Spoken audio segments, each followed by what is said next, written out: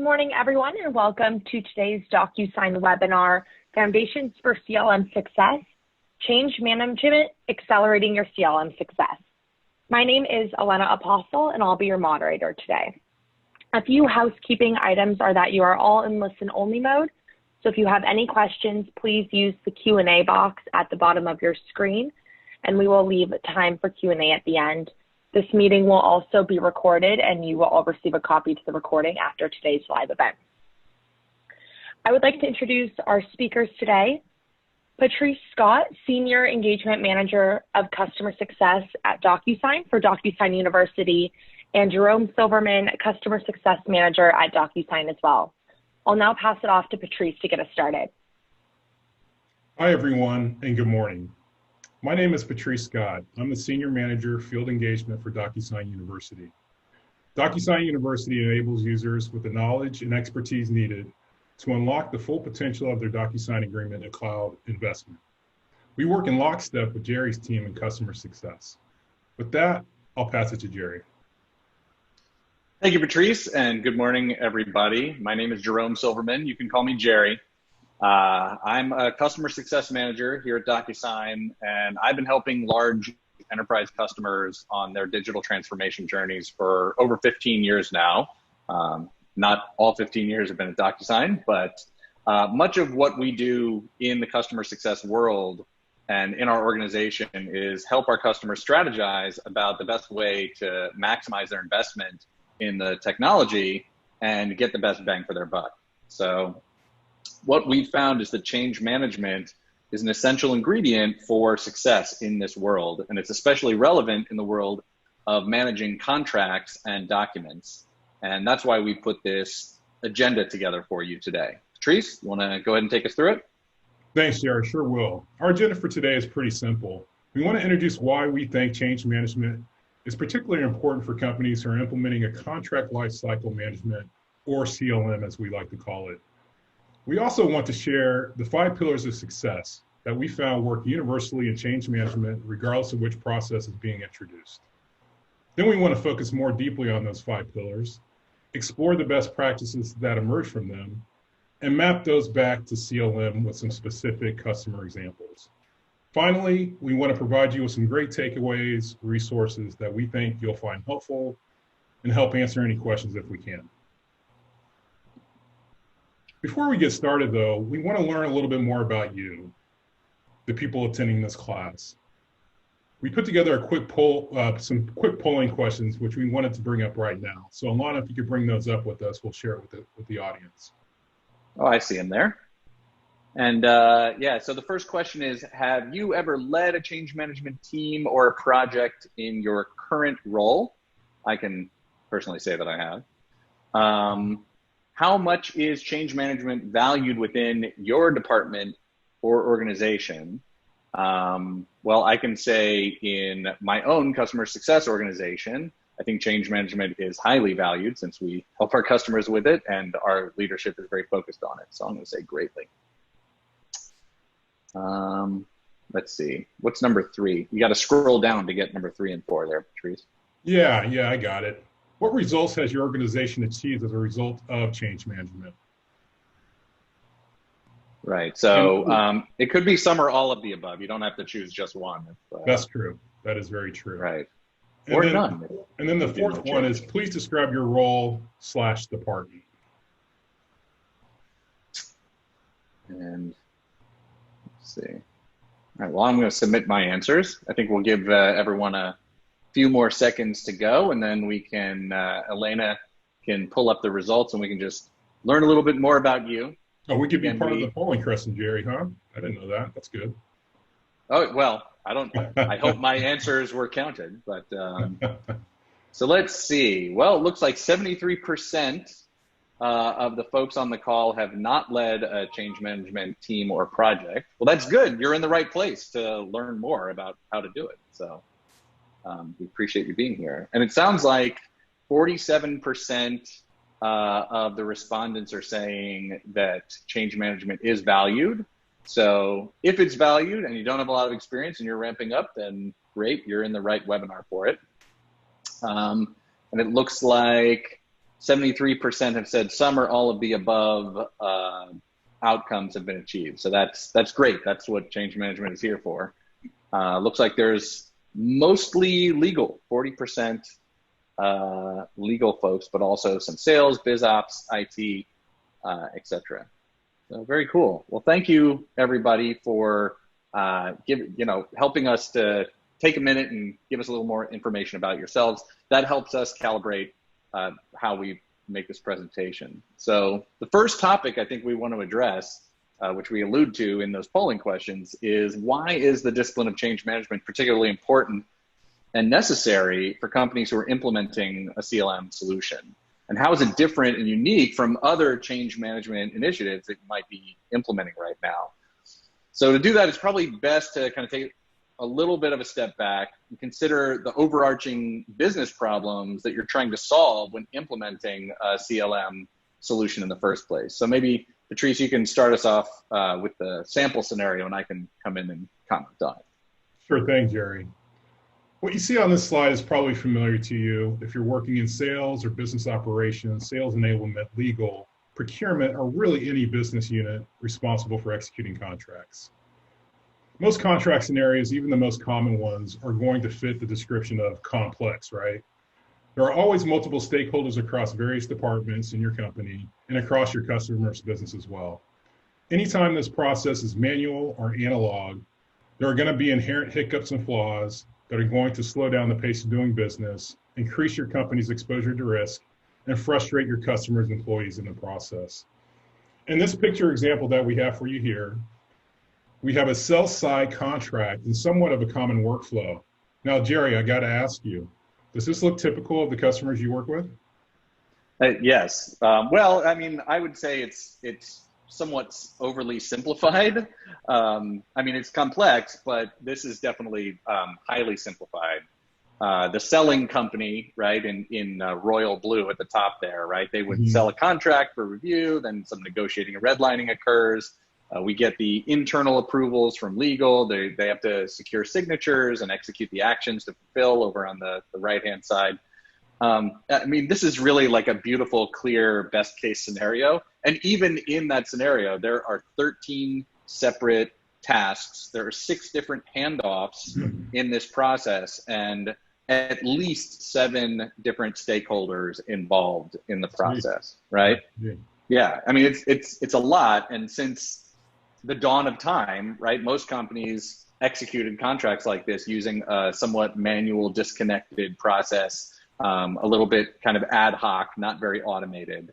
So, you know, despite the best intentions that we might have in putting a CLM system into place, the scenario of this particular contract and the complexity, they're not going to magically disappear when you do your digital transformation initiative, right?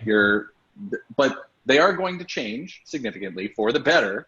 And the expectations, the experience, the mindset of your stakeholders is also going to necessarily change. So that's what we're here to talk about. So Patrice, maybe you can take us through some of those changes. Well, thank you for taking us through that, Jerry, and I agree. There are always a number of changes that our stakeholders in the contracting process must learn to get acclimated to. I mean, first of all, tasks that were once manual and labor intensive become automated. You know, before automation, tasks like contract generation, which is a natural beginning of any contract lifecycle, usually involves copying and pasting language from other contracts, manually typing in customer data, and transferring pricing information from a different system. You know, with CLM, stakeholders and sales can leverage pre-configured templates and conditional logic to auto-populate their contracts with language that may have already been approved by legal. And the customer and pricing data will be integrated directly from your CRM or your system of record.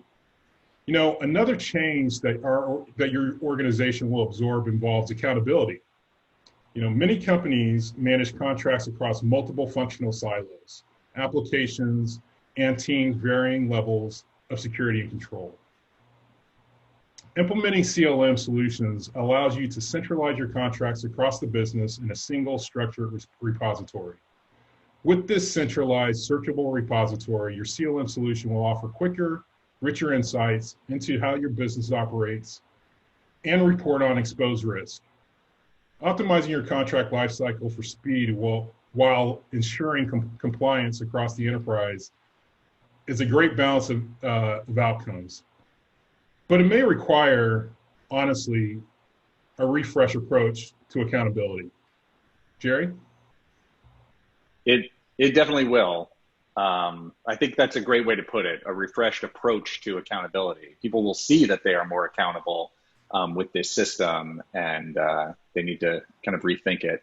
Mm-hmm. When it comes to workflow and the orchestration of it, right, the initial version that you'll have of most contracts are very rarely the versions that will get signed by your customer or by your stakeholder, right? So you're going to have input from many different internal, external stakeholders. There's going to be negotiation, and it creates a huge amount of work for whomever that central stakeholder is, whether it's in legal or sales or operations, to kind of compile all of those changes into the mutually agreed upon single source of truth. Sure. For that content, right? And CLM eliminates the need for that manual work because it's going to facilitate and track the changes across all the different red lines, all the different versions of the document, to maintain a single understanding of who did what, when, and where, which is great, right? It's an awesome advantage, but it takes time and training for those stakeholders to be able to continue to move forward and get it right. And finally, I think this is my favorite one. It goes without saying, and I think I fall into this trap as well, right? Most employees don't really want to have to learn how to use yet another tool, right? And add it to the daily routine. Adding more steps to any process just, creates friction, reduces adoption. And so I love this 25-cent word, right? This is you take nothing else away from why change management is important. It's this word, metaphysiophobia. I feel like I could, get in a class action lawsuit. That's a $25 word. Right. So metaphysiophobia, which is the persistent, abnormal, and unwarranted fear of change. I think many of us with COVID-19 are feeling this feeling right now.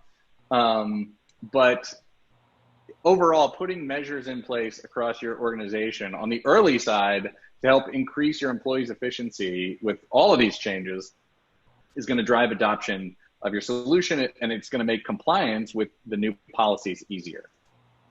So, Patrice, maybe you could talk about how when change management is successful. How are we going to measure our success? Sure thing, Jerry. Well, all these changes ultimately need to create measurable value for your organization in order to be considered successful. Most companies measure their digital transformation of their contract management process with 4 primary metrics: speed of acceleration of their business outcomes, and then next, cost savings, whether those are measured in time, money, errors, waste, or more, and then risk reduction, whether it's operational or compliance, and finally, experience which can be measured across your customers and your employees. So Jerry, maybe you can do a double click on these metrics and look at ways they can be evaluated. Sure. So when we talk about speed and accelerating business outcomes, right, these things particularly can be measured by things like your time to revenue, which can also be incremental revenue, conversion rate, your overall sales and workforce productivity, how long it takes for documents to make it through the prepare, sign, act, manage process, and of course, error rates. Costs, I think printing, distribution, storage, those are kind of no-brainer costs when it comes to hard costs, but you can also measure opportunity costs, internal and external development costs. And you can also look at contract value leakage, right? So you can measure days of sales outstanding, days of payment outstanding, days of inventory outstanding, and any improvements to revenue recognition, and measure that against whether or not you're succeeding. Risk, there's a lot of folks in legal on this call. So I think operational risk, cyber risk, supplier risk, disaster recovery risk, like these are all kind of included in operational risk. When we talk about compliance, right, you see we've got ongoing compliance there, right? That's really referring to the cost of maintaining legal teams, quality assurance teams, and stuff like that. When it comes to non-compliance, right, that'll refer to any of the standard regulations like privacy regulations like GDPR, COPPA, CCPA, industry regulations like CFR Part 11, HIPAA, Safe Biopharma, and Sarbanes-Oxley, as well as any of the state, federal, and international regulations. Finally, when it comes to measuring experience, your customer's experience can be measured in direct KPIs like their Net Promoter Score, right, NPS, or indirect KPIs, such as, again, kind of the time and effort it takes them to complete their documents, error rates, completion rates, etc. But there's also the topic of environmental sustainability, which DocuSign has a huge stake in. Here. So eliminating paper and distribution costs around paper, right? Water, petrochemicals, waste, carbon emissions, right? So everything on this slide are the standard criteria to measure the success of your contract management solution. But the next slide kind of summarizes a very important caveat that is true regardless of which solution, whether it's CLM or anything else in your digital transformation journey. That is correct. And that caveat is, the more your end users adopt the solution, the greater your organizational impact. Any stakeholder who creates, sends, reviews, redlines, approves, signs, acts upon, and manages your company's contracts must adopt your solution in order for the value to be realized. That's why our next session on pillars of success and best practices focused on creating viable paths and end user adoption. Yep. It's the movie Tron from Disney in 1983 predicted it. Like, the users really do. They're the most important part of the equation. That's a good analogy. I just happened to have watched it during COVID. So let's get into those 5 pillars, right? Yes. So the first of those 5 pillars is policy change. The goal of policy change is internal alignment across channels to avoid conflicts. This involves the creation and updating of corporate policies that align with incentives and legacy channels offsets. Policy change typically requires executive sponsorship. The second pillar is marketing and communications, the primary goal of which is awareness. This is done by creating timely and targeted messages to build awareness around the new value proposition that will be delivered through this change. And the third pillar is employee experience, the goal of which is to provide a delightful experience that addresses their challenges. This is best accomplished using simple, intuitive design, creating an end-to-end process that supports your digital transformation initiatives while providing a seamless experience to the business. The fourth pillar, one of my personal favorites, incentives and promotions. The goal of which is to encourage adoption of the new process, right? This is done by offering appealing bonuses, perks, discounts, notoriety, and possibly side-eye to encourage everyone to shift to the new process. The fifth pillar is all about legacy channels, specifically reducing and or eliminating them to encourage adoption. It's not always possible to phase them out immediately or completely, but it's critical to be able to build the right approach early and to communicate with transparency how legacy channels are going to be dealt with. So with that said, we want to dive deeper into these 5 pillars and explore how they apply specifically in the world of contract lifecycle management. In this section, I'm going to be kind of presenting what the best practices are collected from many of our customers, our partners, our field team, and professional services team here at DocuSign. And Patrice will be adding specific examples of customers who have realized good ROI from these practices. Sound good, Patrice? Sounds great. As part of my job, Jerry, I've been collecting, reviewing, and presenting these kind of examples all the time. And there's no side eye here. So let's get to it. Good, thank you. So starting with policy change, The first best practice when you're changing policy around a contract process is for the business owners, well, actually, I take that back, for everybody to actually understand the technology. This is really important. Understanding what CLM actually is important for each different persona along the journey, right? And typically you're dealing with 4 persona. You've got end users, right? And so for end users, CLM is going to be a place for them to store and share and work on getting their contracts created and push their documents through the workflow, right? For managers, line of business owners, right? Kind of the next tier in the personas, CLM is going to be providing them with visibility into and control over their organizational contracts and content. Kind of the third tier is the IT administration level, right? They will see CLM as a configurable, secure, provisionable platform to address the document-centric business processes in their organization. And then kind of at the top level and the executive level, they're going to see CLM as part of the core value proposition of digital transformation that maps to their core strategic objectives, right? They're looking for that ROI number. So again, all 4 of those personas that are dealing with CLM really need to understand the technology. And I think it bears mentioning that while it may take some training to understand what CLM is, it's also important, it's kind of critical for them to understand what it isn't, right? CLM and any CLM is going to facilitate your business process, but it's not going to define your business process for you. You kind of have to have that figured out, as you are helping to facilitate it with the technology.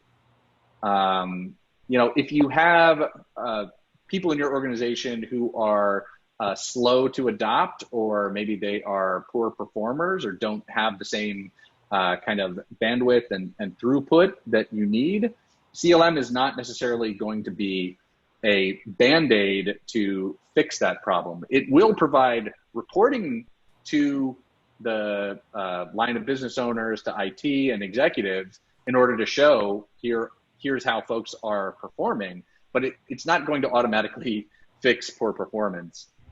That's something that is a people management responsibility. And it's also not a standalone tool that's going to improve business performance. It will improve productivity and improve all of those different metrics if it is used in the way that that is going to facilitate your business process.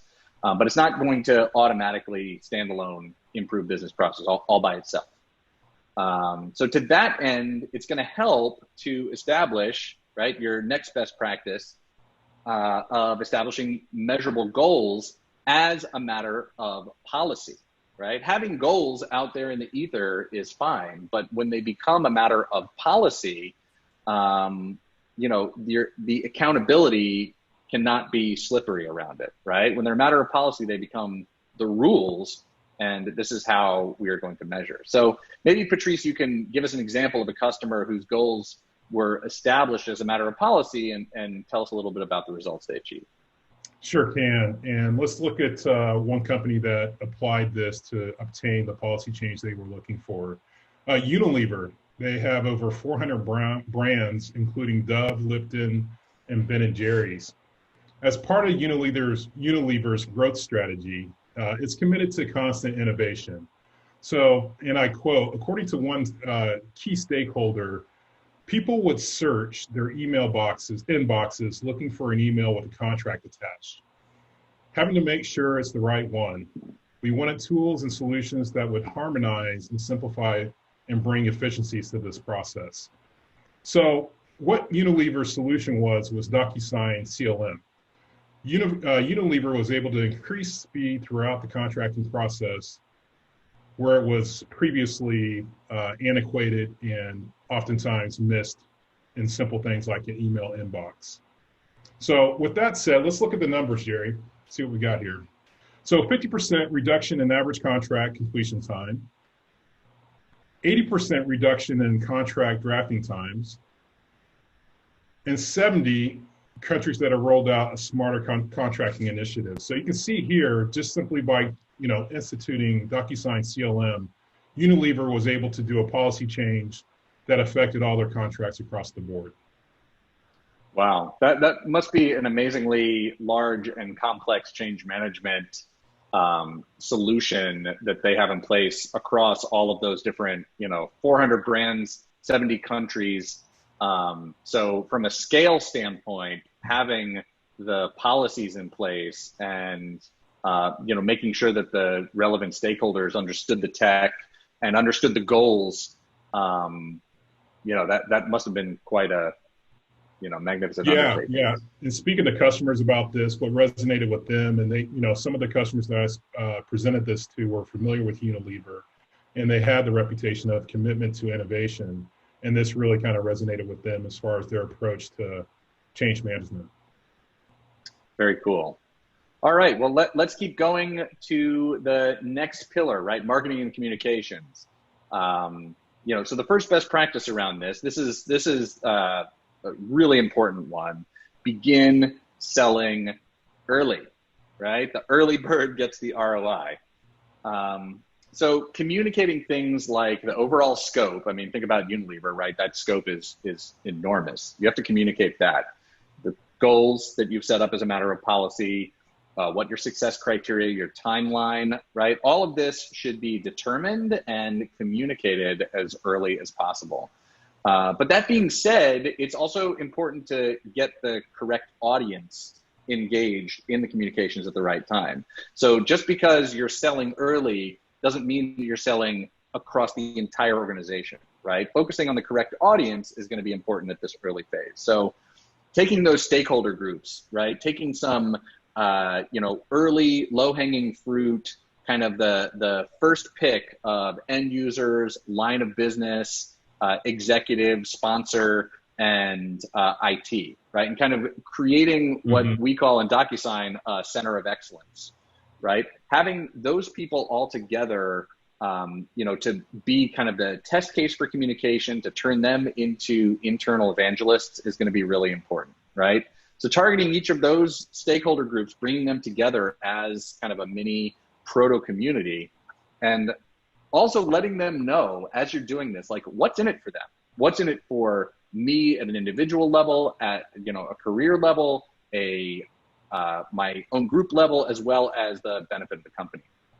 And getting their buy-in before blasting the communication more widely is definitely a best practice. But once you've done this, then it's the time to kind of communicate the progress more broadly, right? And that really means up, down, across the organization. And so things in that broader communication, right? You want to, as you've begun selling early with those key executives and line of business owners, you want to demonstrate that executive buy-in with kind of a top-down communication signed directly by the executive sponsor or endorsed by the executive sponsor that supports this project and kind of reinforces that the expected behavior is indeed expected, right? It's not encouraged, it's expected. Identifying and recruiting those end user champions, like I said with the Tron analogy, I'm not letting this go, Patrice. Tron is now, I should have put it in my background, right? The end users are often, they're often the most passionate, right? In both directions. Like they will love the solution the most because it impacts their daily work in the most visible way. But they also can be the most critical when things aren't working correctly because they interact with those ins and outs. So identifying and recruiting those end user champions and turning them into evangelists for the progress that you want to make, super important. And also all of the, right, identifying and recruiting team leads that represent all the different functional areas, right? So once, let's say you have built that center of excellence in one business unit or one line of business, but figuring out, right? So let's say that's legal, for example, going across to finance, to IT, to procurement, and all of those different, right? So doing the Johnny Appleseed type of thing is going to be really important. And then part of that communicating the progress broadly is providing updates on what's happening and kind of a project progress report to all of those folks, right? So in all of those communications, making CLM a focal point is going to be really important, right? So we like to encourage anybody who's developing a center of excellence for CLM to actually do their homework, right? Build good habits early and use CLM, right? CLM is a repository of documents, of information. You can use it as a repository for your project documentation. So if you have things like an executive summary or a project plan, user stories, plans for testing, training assets, right? All of these different things, you can store them in the DocuSign CLM repository and share them from there. So as people are getting familiar with your project and this rollout, they will actually require access into the system and they can start kind of feeling around what it's like. Positioning the benefits, again, we talked about this in a little bit in the communicating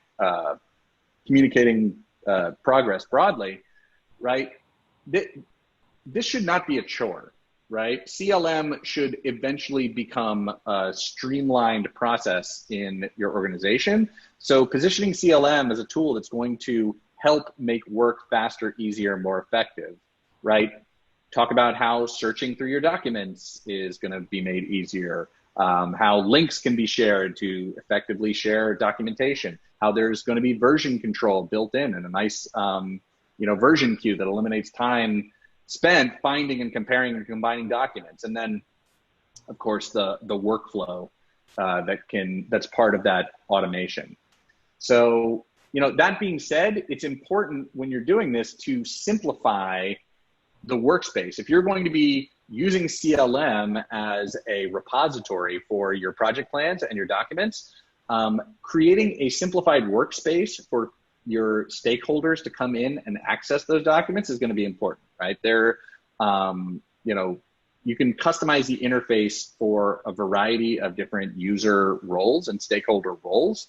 For example, there's a toolbar in CLM that can be added or removed or edited.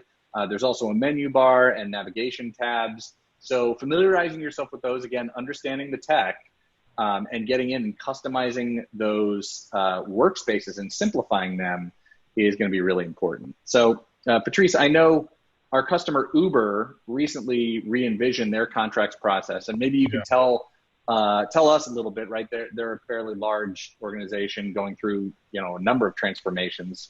Maybe you could tell us about the success they had. Yeah, sure. So we all know Uber to be, the world's leading rideshare company. And you would think, they're not that old, Jerry. They're not 10, 15 years old, I don't think. And they started out, managing contracts manually, using a combination of Google Docs and emails since the company's inception. As they grew rapidly, they needed a way to streamline the contracting process. But they also needed to do it in a user-friendly way, to your point earlier about having sales use it, having legal use it, and then also having their contractors use it. So it had to be user-friendly enough to be able to accommodate that. So with that said, enter DocuSign CLM integrated with Salesforce. Sales can get contracts out to customers faster, all while increasing visibility across the company, specifically for sales and legal. So with that, let's look at the numbers. Yeah. So with this implementation, they were able to reduce time in generating contracts. They converted all their contracts, 100% of their contracts, to digital contract generation process.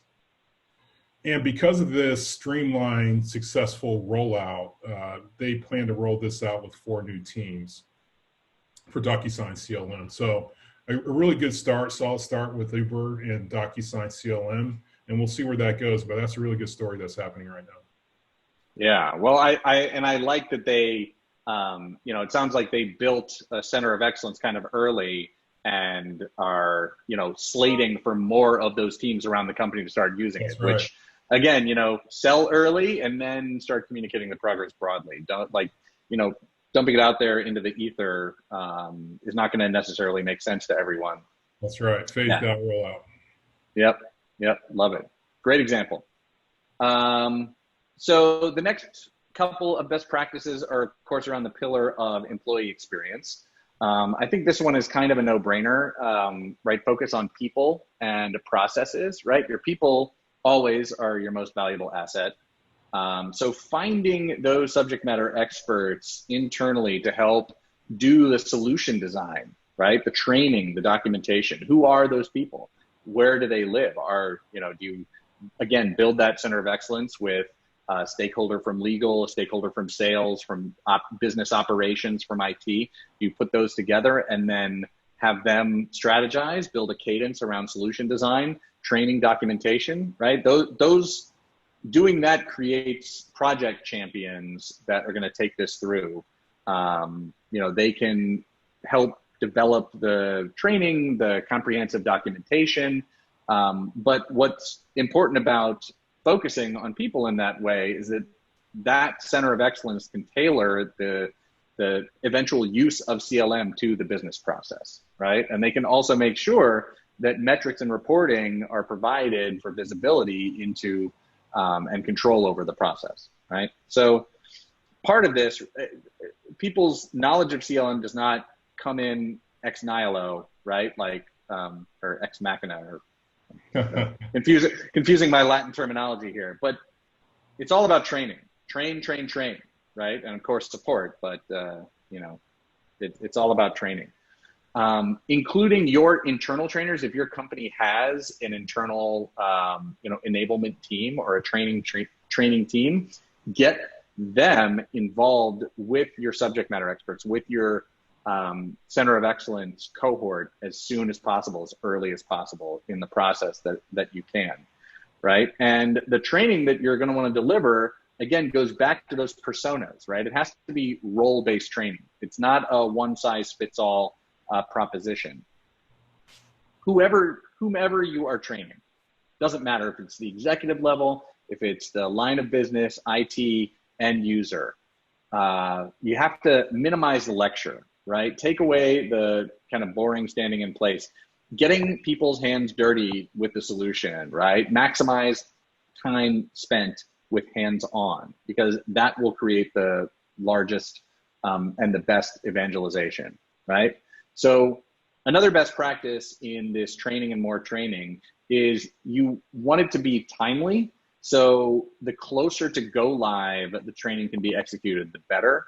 But you also have to do occasional retraining as needed, right? If the platform is updated with new features and functionality, if there's new set of business process added, if your project is scaling up and the repository structure is changing, there's all kinds of reasons why or there's a new integration, right?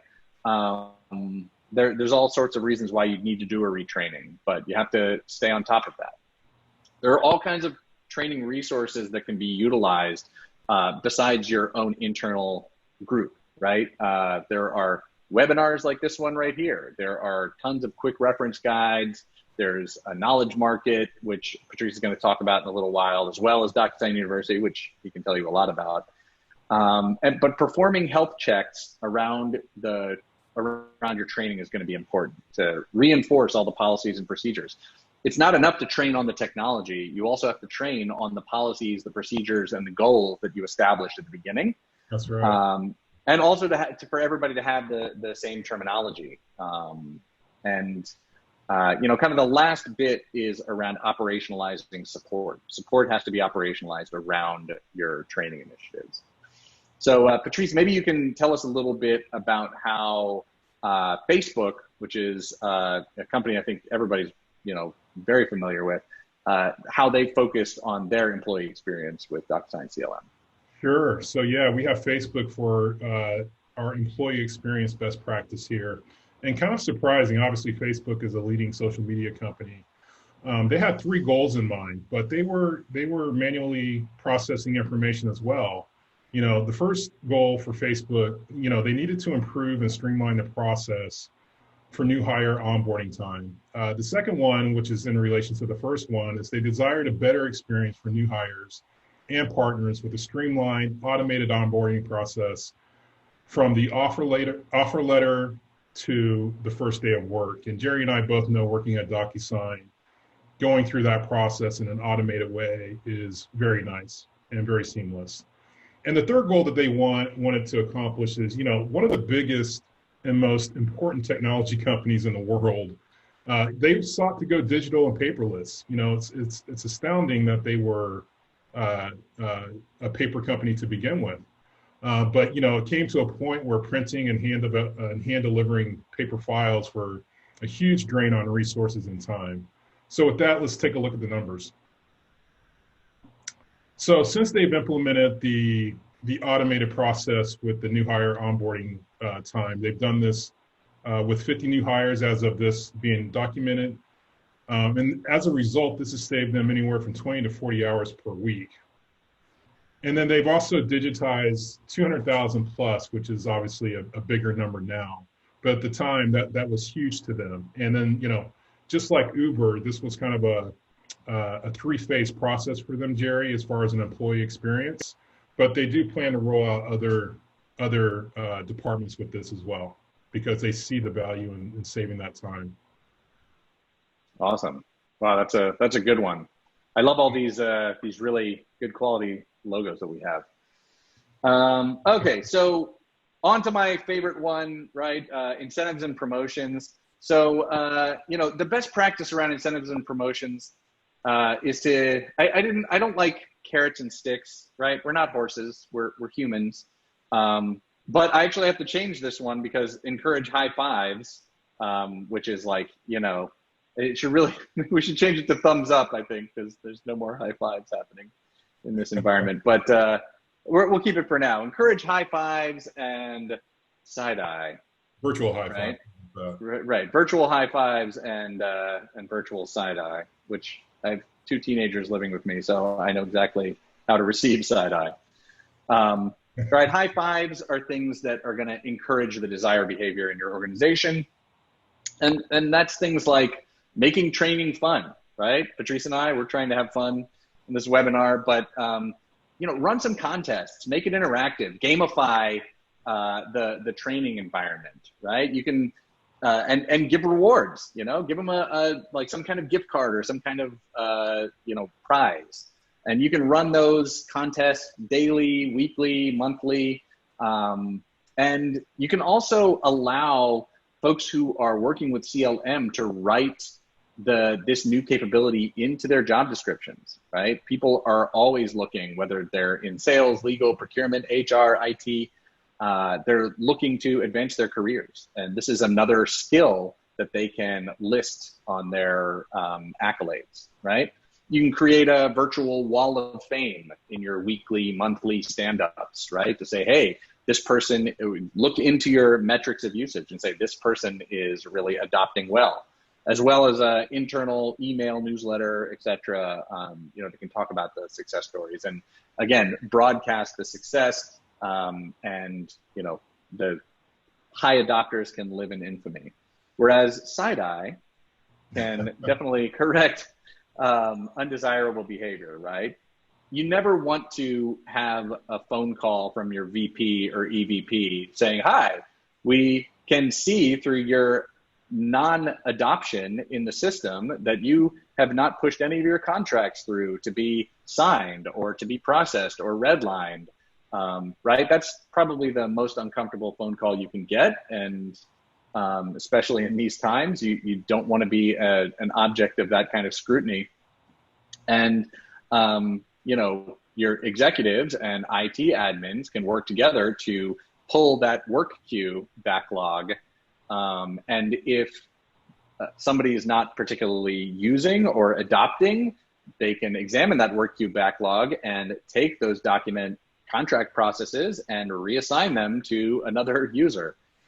So that's something that you don't want to see happening. And yeah, as a manner of side-eye, you can identify those bottom performers and encourage behavioral change.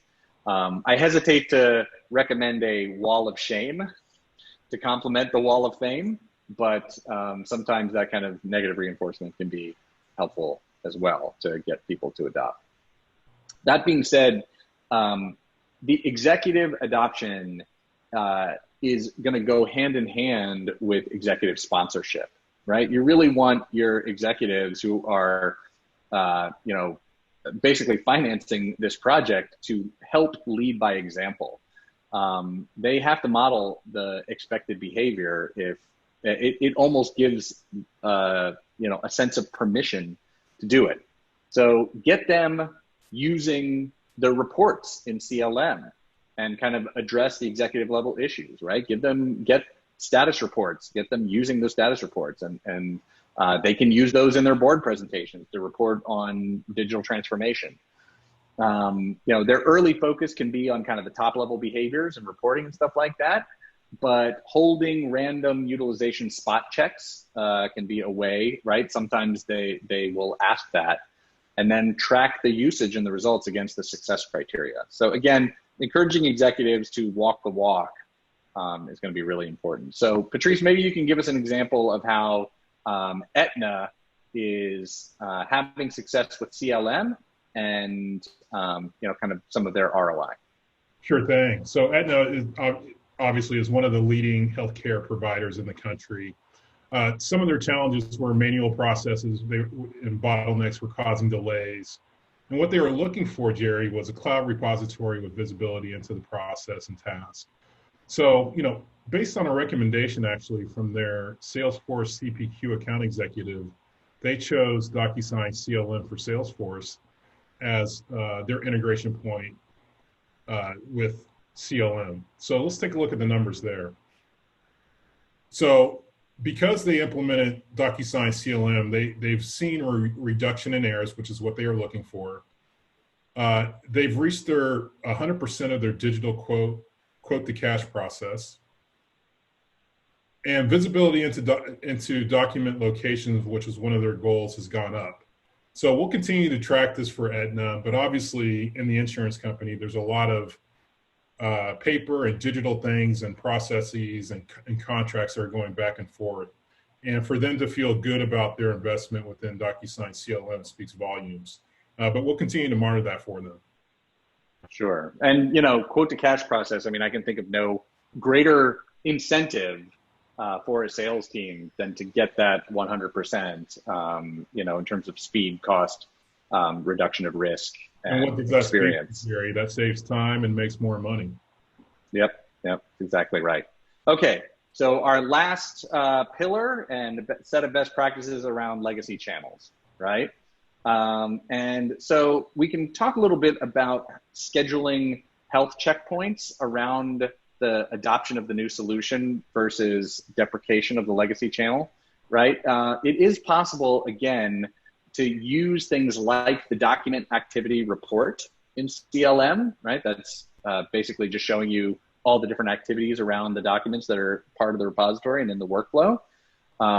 So you can use things like the document activity report, or you can use the user report, right? That's another thing in CLM that can show you which users are active in the system to help track adoption, right? And so scheduling those health checkpoints on a weekly, monthly, bi-monthly, whatever cadence you want to set to make sure that you're starting to hit those goals.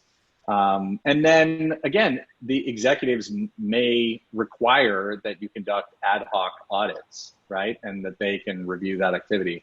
But you want to make sure to review the landscape of adoption fairly frequently so that you can adjust your strategy for reducing and deprecating your legacy channels as needed, right? And so that you can plan the next phase.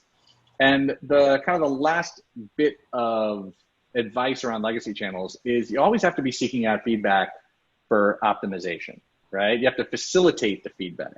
It's up to you in your center of excellence to make sure that feedback is getting heard by the right stakeholders, right? So you can do things like create a very simple feedback form.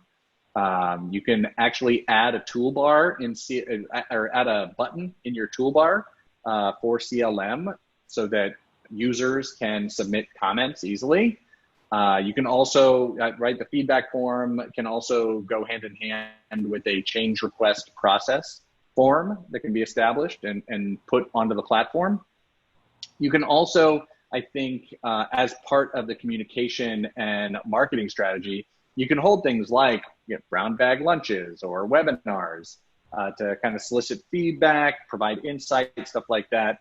But one of the best practices that we've seen is kind of 2 weeks post go live to hold a feedback session with those key stakeholders who are part of that original center of excellence, and kind of the, some selected end users and executives to talk about kind of what the must-haves and nice-to-haves are going to be now that you've rolled out so that you can evolve the solution. Patrice, I know NCR is one of our customers that, of longer standing. So they've had now time in their CLM implementation to kind of reduce reliance on legacy channels. So maybe you can tell us about the success that they've had with this. Sure thing, Jerry. Thanks for that information. I know we're getting close to time, so I'll try to get through. This is actually my favorite example. So NCR is a technology company that makes self-service kiosks and point-of-sales terminals. So their challenge was contracts that did not require negotiations took the same path as highly negotiated contracts. Their solution, DocuSign CLM simplify contract processing. The result, and this is powerful, as a result, NCR cut their contract processing down from 3 weeks to 3 days. Let me say that again. They cut their contract process down from 3 weeks to 3 days, hence giving sellers additional time to identify buyers and get them in the door to sell. So really quickly, Let's take a look at the stats. 86% reduction in contract to execution time. They increased their transparency and accountability, and they reduced their error rate and missing contracts. So all these results lead to increased productivity and chances to increase revenue. So that was a great example for legacy channels. And I like that. Yeah, what do you even need your legacy channels for? Like, if that doesn't motivate you to move away from your legacy channels, I don't know what does. Right.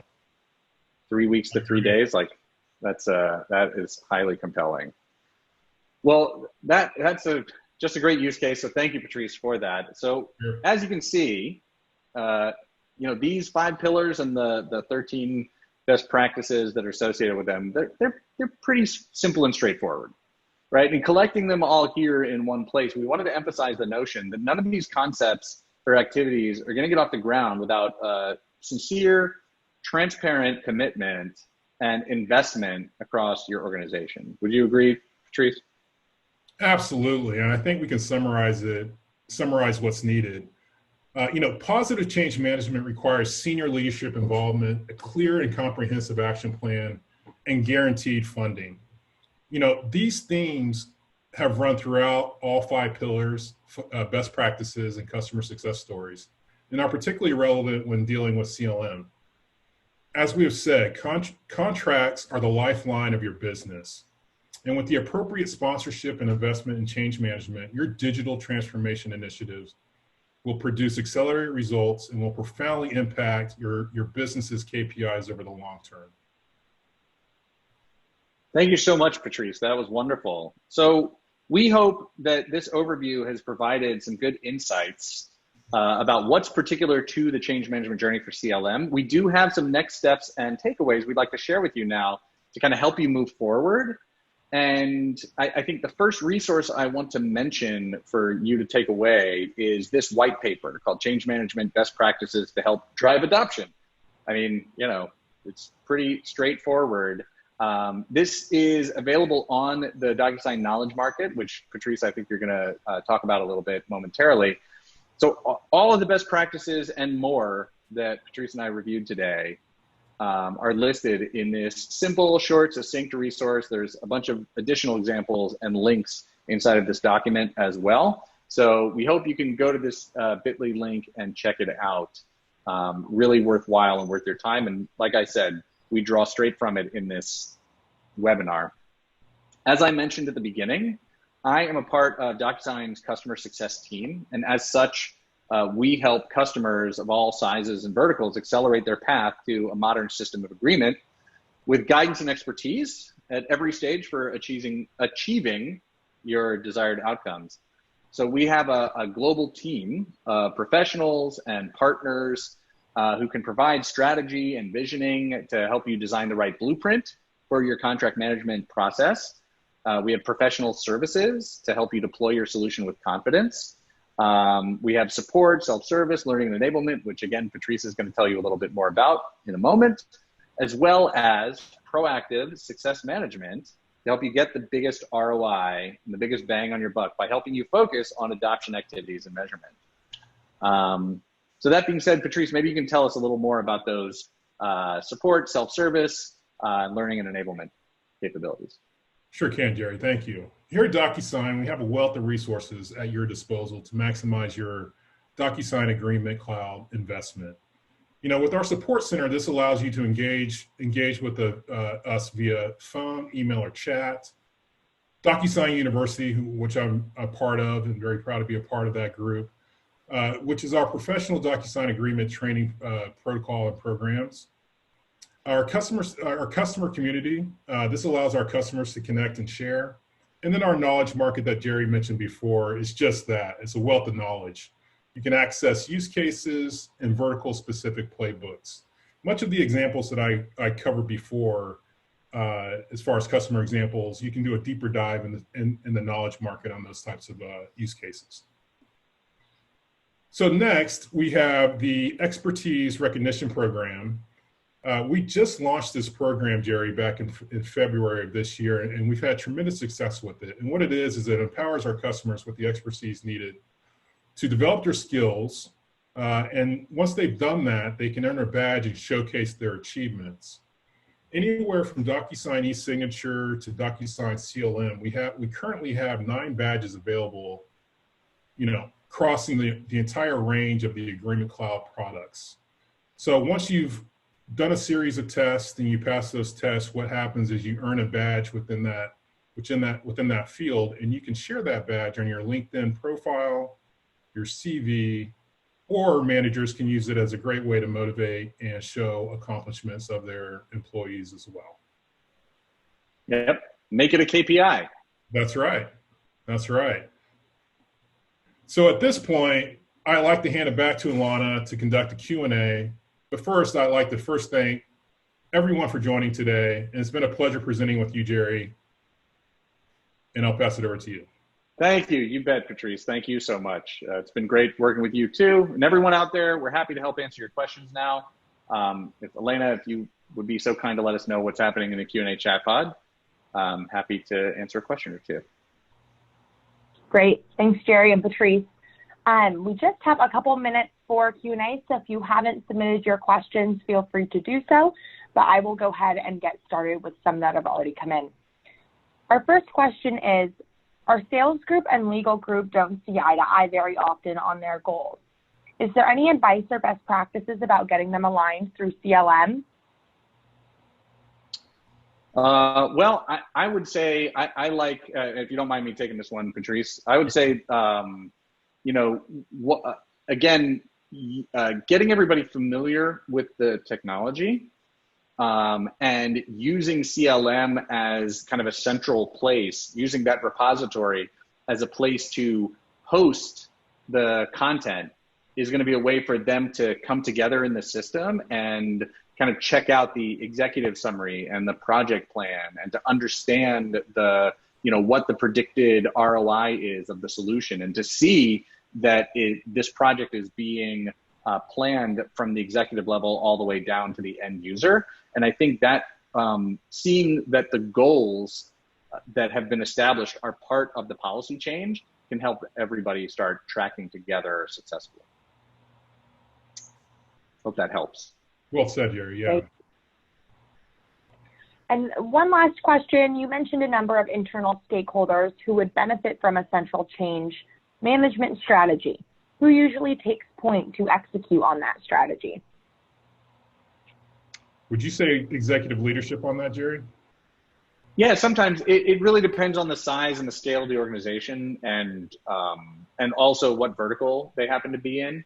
The customers that I've worked with, to a great extent, sales or sales operations, business operations are the ones taking kind of the center of excellence role at pulling it all together. So if you don't have a sales operations or business operations, I think the sales generally starts it off, but it's not necessarily one or the other. But yeah, having that executive stakeholder buy-in right up at the very top is definitely important. I found, just to add to that, I just found that it's the company or it's the person within the company that's having the most need that can really drive forward change, that really takes the lead, and then other departments will come on board. Great.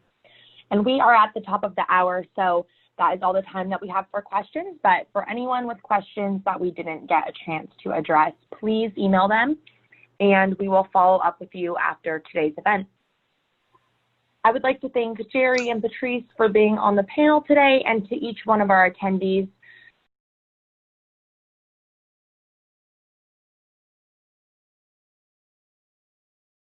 And also other webinars that you can go back and watch from the 4-part series. And so please don't hesitate to reach out if you have any other questions. Thanks so much and have a great rest of your day. Thanks, everybody. Thank you.